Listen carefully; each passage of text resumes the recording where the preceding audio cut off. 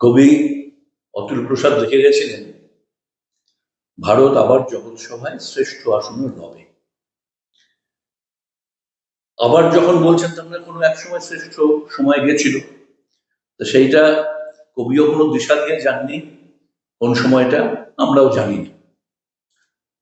কিন্তু আবার শ্রেষ্ঠ আসনে রবে, অনেকে বলছেন এখন সেই সময়টা চলছে, মানে শ্রেষ্ঠ যে পৃথিবীর শ্রেষ্ঠ দেশ ভারত, সেই সময়টা নাকি ভারতবর্ষে চলছে।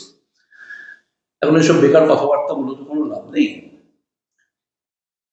তার থেকেও বড় কথা হচ্ছে শ্রেষ্ঠ। শ্রেষ্ঠ মানে হচ্ছে ফার্স্ট। আমি পৃথিবীর ফার্স্ট বয়, আমার দেশ। কিন্তু ফার্স্টটাই তো শেষ কথা না। একটা ক্লাসে একজন ফার্স্ট হয়, বাকি সবাই তো লাস্ট নয়। কেউ সেকেন্ড হচ্ছে, কেউ থার্ড হচ্ছে, কেউ প্রথম 10-এ থাকছে, কেউ প্রথম 20-তে থাকছে। নানা রকম মাপকাঠি আছে, আপনি মানে বিভিন্ন দিক দিয়ে মাপতে পারেন।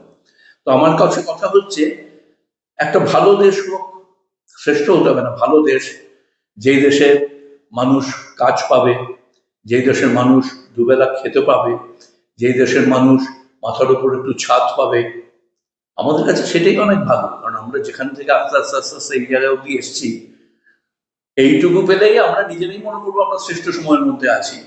এবং আমার আশা, যারা এখন চিন্তা ভাবনা করছেন এখনকার সময়কালটাকে শ্রেষ্ঠ বলে খেলাটাকে, মানে লেখাটাকে শেষ করতে চাইছেন, তা না। এখনো প্রচুর সাদা কাগজ রয়ে গেছে, লেখা এখনো প্রচুর বাকি। সেই চেষ্টাটা করা ভালো। এখনই আমি শ্রেষ্ঠ বলে ক্লেম করে দিলাম, হয়তো আপনি নিজের ভেতরে ভেতরে আত্মসন্তুষ্টি ভোগ করলেন, সাবজেক্টটা নয়। আমার মনে হয় সেইটা করাই উচিত হবে, সেইটাই আমাদের শ্রেষ্ঠ সময় হবে। Thank you.